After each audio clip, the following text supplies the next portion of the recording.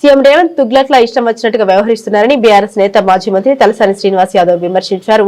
CM కు మంత్రులకు మధ్య సయోధ్య లేదని, మంత్రుల ఫోన్లు కూడా ట్యాప్ చేస్తున్నట్లు చెబుతున్నారని తెలిపారు. సింగరేణి కాంట్రాక్టుల్లో అవినీతికి సంబంధించిన ఆధారాన్ని బీఆర్ఎస్ నేత హరీష్ రావు బయటపెట్టగానే ఆయనకు సిట్ నోటీసులు ఇచ్చిందని విమర్శించారు. ఫోన్ ట్యాపింగ్ చట్ట విరుద్ధమేమి కాదని ఆర్ఎస్ ప్రవీణ్ అన్నారు. దేశ భద్రత, ప్రజా రక్షణ, తీవ్రవాదుల దాడిని నిరోధించేందుకు ట్యాపింగ్ చేయొచ్చని చట్టమే చెబుతోందని తెలిపారు.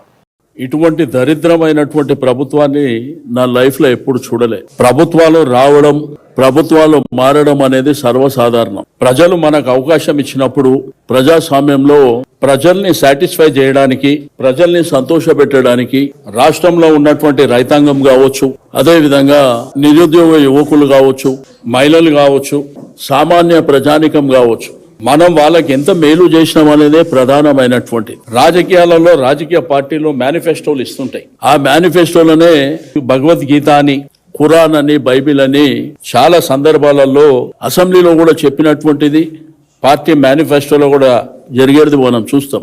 కానీ ఒక విచిత్రమైనటువంటి ప్రభుత్వం మన రాష్ట్రంలో జరుగుతుంది. చాలా సందర్భాలలో మనం సర్కస్ నడిపిస్తున్నామా, ప్రభుత్వాన్ని నడిపిస్తున్నామా అనే దానికి కరెక్ట్ సూటబుల్ అయినటువంటి గవర్నమెంట్. రేవంత్ రెడ్డి గారికి ఏమో అతి చిన్న వయసులో ముఖ్యమంత్రిగా అవకాశం వచ్చింది.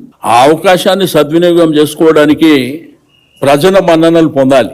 మీరు ఇచ్చినటువంటి హామీలేంది, అవి కరెక్ట్ ఇంప్లిమెంటేషన్ లో ఉన్నాయా లేదా, ప్రజల నుంచి మనం ఆ కార్యక్రమాలు చేసి వాళ్ళ దీవెనలను పొందవలసినటువంటి ప్రభుత్వం రాష్ట్రాన్ని విచ్చలవిడితనం చేసి, ప్రజల దగ్గర డబ్బులు లేకుండా చేసి, రియల్ ఎస్టేట్ వ్యాపారం కుదేలైపోయి, అసలు ఇక్కడ రాష్ట్రంలో ఎవరు మాట్లాడితే వాళ్ళ మీద అక్రమంగా కేసులు పెట్టి వాళ్ళని దౌర్జన్యపూరితంగా హరాస్మెంట్ చేయడం అనేది మొన్నటికి మొన్న చూసినాం. ఎన్టీవీలో జరిగినటువంటి, అంటే ఫోర్త్ స్టేట్ అని పిలువబడేటువంటి పాత్రికేయులకు అక్కడ జరుగుతున్నటువంటి చర్చ, లేకపోతే వాళ్ళకున్న ఇన్ఫర్మేషన్ ప్రకారం వాళ్ళు ఏదో ఒక న్యూస్ పెడితే దాన్ని అక్కడ ఉన్నటువంటి బీసీ ఎస్సీ పిల్లల్ని తీసుకుపోయి అరెస్ట్ చేసి నానా ఇబ్బందులు పెట్టిన తర్వాత అల్టిమేట్ గా కోర్టు న్యాయమూర్తి గారు ఏమిచ్చిండ్రో మనం చూసినాం.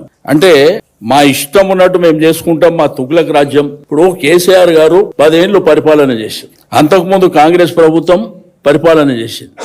మా ప్రభుత్వం ప్రజలు మాకు అవకాశం ఇచ్చిండ్రని మేము కార్యక్రమాలు చేసుకుంటా వెళ్ళినవే తప్ప గత ప్రభుత్వం ఏం చేసింది, గత ప్రభుత్వంలో జరిగినటువంటి అవకతవకలేంది అవన్నీ బయటికి తీసుకుంటే అసలు మీలో ఎవడన్నా మిగులుతాడా? అది మొదలే కాంగ్రెస్ పార్టీ. ఆ విషయాన్ని మర్చిపోయి ఈ రోజు ఒకరోజు హరీష్ రావు గారిని రమ్మంటారు. ఫోన్ ట్యాపింగ్ అనేది మీడియా మిత్రులకు, పాత్రికా మిత్రులకు